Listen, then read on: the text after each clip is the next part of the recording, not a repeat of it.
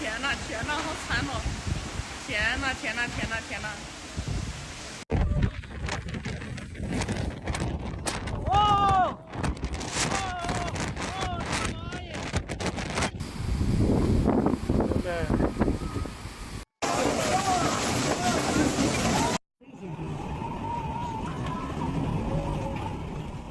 ！On August 1st, China faced significant disruptions as Typhoon Kaomei made its way through the eastern and southern provinces of the country.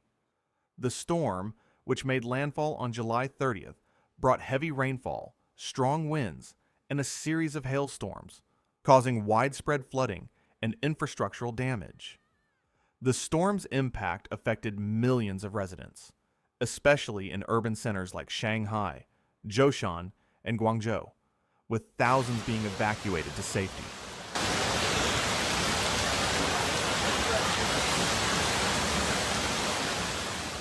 Typhoon Kaomei initially made landfall near Zhoushan, a coastal city in Zhejiang province, with wind speeds reaching up to 83 kilometers per hour, about 51 miles per hour. As the storm progressed, it intensified and affected several regions, particularly Shanghai and neighboring areas. The storm's heavy rain and strong winds triggered flooding in low-lying areas and left significant damage in its wake.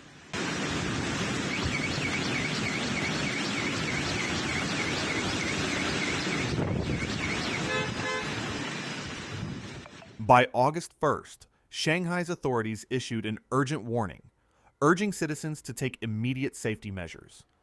More than 280,000 people were evacuated from Shanghai, where the storm caused widespread flooding in residential areas. Public transport in the city, including flights and ferry services, was suspended due to hazardous conditions.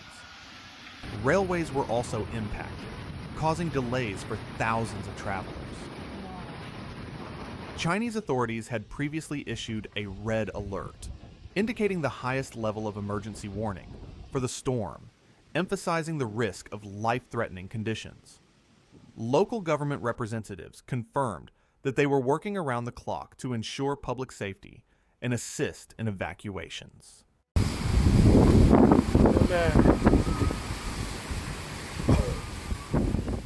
While Typhoon Kaomei was the main storm, additional weather phenomena also caused significant damage in other parts of China. On August 1st, hailstorms struck southern provinces, including Guangdong and Guangxi. These hailstorms were particularly severe in cities like Guangzhou, where hailstones as large as golf balls caused damage to buildings, vehicles, and crops.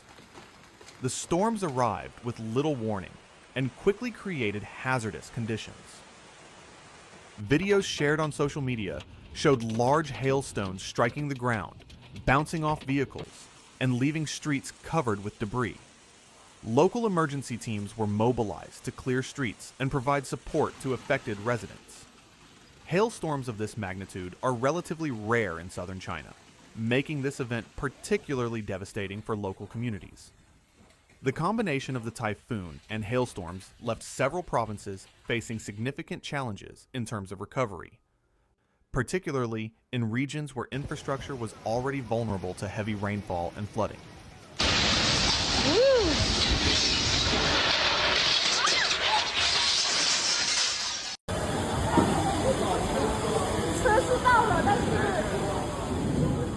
In response to the typhoon and hailstorm, the Chinese government activated its National Disaster Response Plan.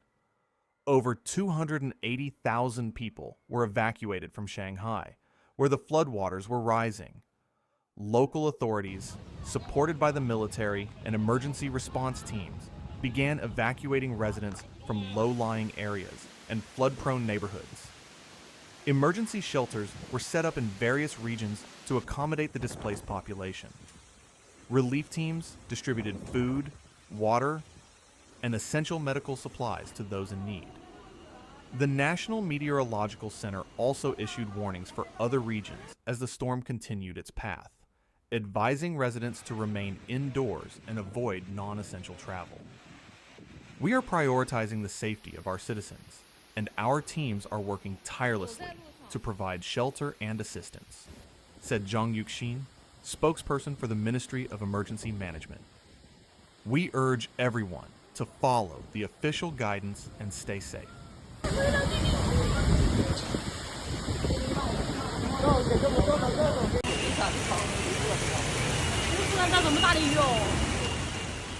The damage to infrastructure was significant. Roads and bridges were washed out, while power outages affected several regions. In Shanghai, public transport services were halted due to the dangerous conditions on the streets. The suspension of flights and ferry services left travelers stranded in the city, causing further disruption. Local media reports described scenes of floodwaters filling streets and submerging vehicles, as well as downed trees and debris scattered across roads. These disruptions were particularly challenging for rural areas, where rescue and relief efforts were slowed by washed-out roads.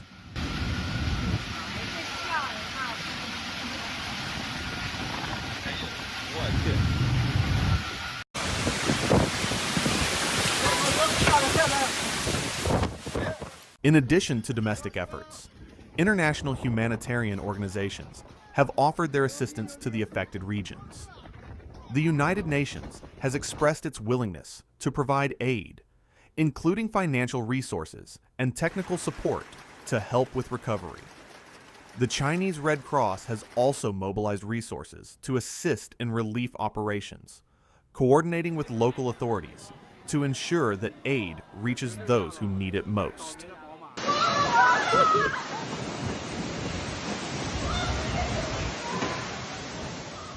The severe weather conditions have caused widespread disruption to daily life. In addition to transportation problems, essential services like electricity, water supply, and healthcare have been impacted in some areas. Residents in affected regions have been advised to stay indoors and avoid unnecessary travel, while rescue teams continue to work on clearing roads and restoring basic services. Residents in the most affected areas, including parts of Guangdong, Zhejiang, and Jiangsu, have been experiencing power outages, with several neighborhoods left without electricity for extended periods. The hailstorm's damage to agriculture is expected to have a lasting impact on local food supplies.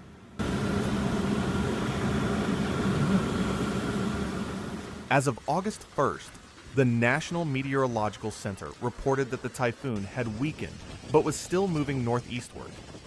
The weather in Shanghai and nearby cities was expected to remain rainy and windy for the next 24 to 48 hours, with continued flood risks in low-lying areas.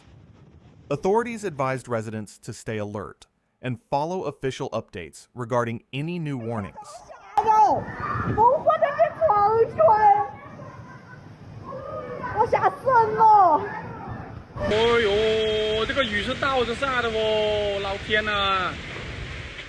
The combined effects of Typhoon Caos and severe hailstorms have left China facing significant challenges in terms of public safety, infrastructure, and recovery efforts.